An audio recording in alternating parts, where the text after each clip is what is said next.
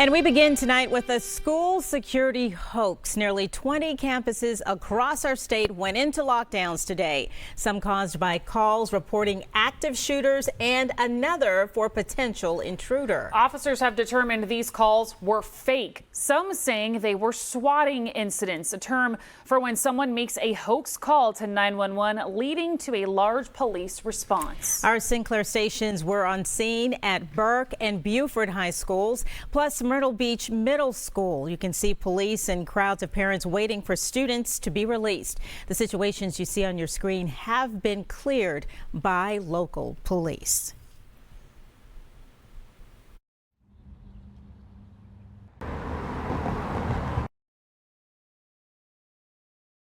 You don't have time to determine whether it's a hoax or not. You still need to follow your protocols that prepare you to address that situation. High School and Simmons-Pinckney Middle downtown were placed on lockdown because of a hoax active shooter call this morning. We spoke with the Charleston County School District and a licensed professional counselor about the impact these calls can have on students. Our district security team, the school staff members at Burke, in conjunction with Charleston Police Department, acted as fast as they could once we were aware of the threat. That hoax, just one of many, seemingly simultaneous at schools around the state. This was new today. It was definitely new today, but I think we live in an unprecedented time where access to technology and then also there's an understanding that individuals that we might classify as bad actors know they can get a rise out of people. And with each call comes a huge response and eventual frustration. You've pulled staff members so that they can't teach. They have to take defensive measures, be prepared. You've pulled district resources from our security team to our communications team, and they're now focused on that. Pull away from other things that they could be doing to support other schools and other district initiatives. And even with practice or a hoax can come trauma. We forget that these students have been drilled.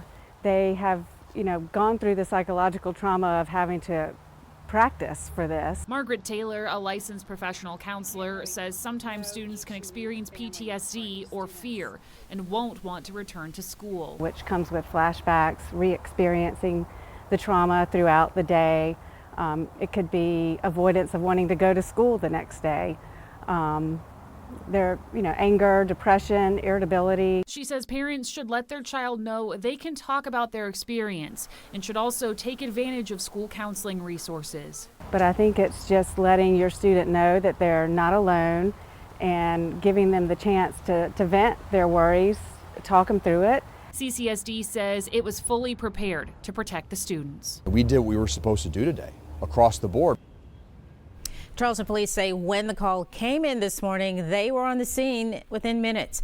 The caller said there was an active shooter at Burke High and they were locked in a closet. Conley Grayson heard from Charleston police this afternoon. And Conley, what are they saying about this? Tessa, CPD tells me they followed their training. They put the school on lockdown and searched the school for the threat. Now, they found no activity inside the school as dispatch received more calls and became aware of other similar calls being made around the state. Now, the call was determined to be a swatting call, according to police. A swatting call is a fake call to elicit over-response of police, fire, and EMS resources. CPD's Special Operations Commander Captain Jason Bruder says these are intended to create chaotic situations and can divert police, fire, and EMS resources away from where they should be going. As of now, CPD is unaware if the swatting calls at Burke High School and around the state this morning are related. They also say they are not sure if the call was a person, a robot, or if the call was even pre-recorded. Captain Bruder says there is a felony charge or general sessions charge for misuse of 911, and making these swatting calls can put people in danger. These types of calls aren't something that you should play around with. They're something that are very dangerous. They require a lot of officers and police and fire resources to go to them, which means they're not able to save somebody else's life at that time. Captain Bruder says Chief Luther Reynolds is very happy with the fast and coordinated response by CPD. He says this is a good reminder to have a plan in place, rehearse it, and to communicate. And we will have more on swatting and consequences for the people who make them coming up tonight at 11. The man accused of killing Brittanee Drexel is headed to court on October 19th. Raymond Douglas Moody is charged with kidnapping, raping and murdering Drexel in 2009 when she was on spring break in Myrtle Beach. Our investigative reporter Ann Emerson is here with what we should expect at his court appearance. Ann? Well, Katie, Ray Moody has been in jail for 5 months, and after he confessed to killing Brittanee Drexel and led investigators to her body. Since then, prosecutors say they've been combing through 13 years of evidence related to this case. 17-year-old Brittanee Drexel disappeared in 2009 while on spring break in Myrtle Beach. Her case went unsolved until this past May. That's when Georgetown County authorities took Ray Moody into custody and held him on an obstruction of justice charge. Moody had been known to police for years. He was a registered sex offender who spent 21 years in a California state prison for raping 6 young girls. And he'd been a person of interest in Brittanee's disappearance since 2011. While Moody has confessed, state prosecutors still have to secure a conviction in court. And then there's the issue of sentencing. That's kept Solicitor Jimmy Richardson busy pouring through years of case files since Moody's arrest. He spoke to us this summer about some of that evidence. You saw the vehicle of Raymond Moody in Myrtle Beach? Well, it wasn't Raymond's video. It was the vehicle that he was in. You can't really see the interior of it, but all of those should be forthcoming at part of the discovery process. Now that the discovery process is over, Moody will have the opportunity to plead guilty or not guilty on October 19th.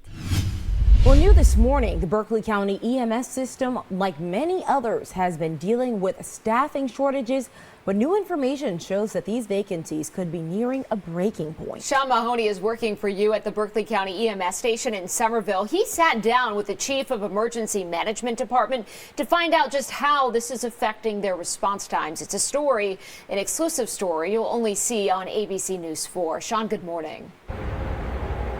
Good morning, Mel. Good morning, Alyssa. And EMS workers are supposed to rush to help in a time where minutes are crucial. It's supposed to be there for you in a time of need. But Berkeley County officials say getting people to hop in the driver's seat is more complicated than just opening the door. EMTs respond at a moment's notice, but in Berkeley County, shortages have affected who can seize that moment. Here in Berkeley County, we need to hire about 24 paramedics and 4 EMTs. Now, this is half of the normal workforce in Berkeley County, which affects who can respond. There are ambulances parked today that should be on the road. Michael Shirey is the chief of Berkeley County EMS. He says on average, they keep 2 ambulances off the roads every day. And it's not the only thing this shortage has shut down. Are there any stations that you guys do close down for either a period of time or close down temporarily because of this shortage? It's day to day. The answer to that is it's day to day. And we look at the resources we have and what's going on, who's where. Certain stations are shut down based on need each day, yet Shirey says they are still answering the call. Every time a call comes in, we do have an ambulance able to respond. Stable for now, but officials say it's not sustainable. We have to act not just for today, but we have to act for that growth that we know is coming. According to census data, Berkeley County is the second fastest growing county in the state. They need more EMTs. Luckily, the department has a leg up. In this year's budget, all of our paramedics got a pretty significant pay raise. And that has made us competitive with the rest of the country.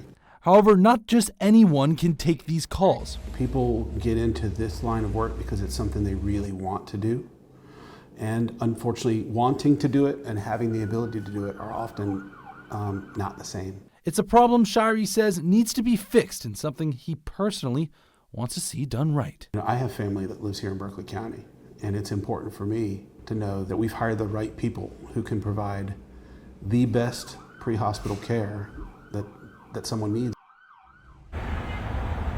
Now, Shirey says the paramedics and EMTs on staff are working more overtime due to the storage, and there's a max of working 48 hours consecutively. So I asked Shirey if burnout was affecting the department, and he said the department has experienced it, but has now implemented new safety protocols such as extra rest time and mental health support to try and ease the burden on these first responders.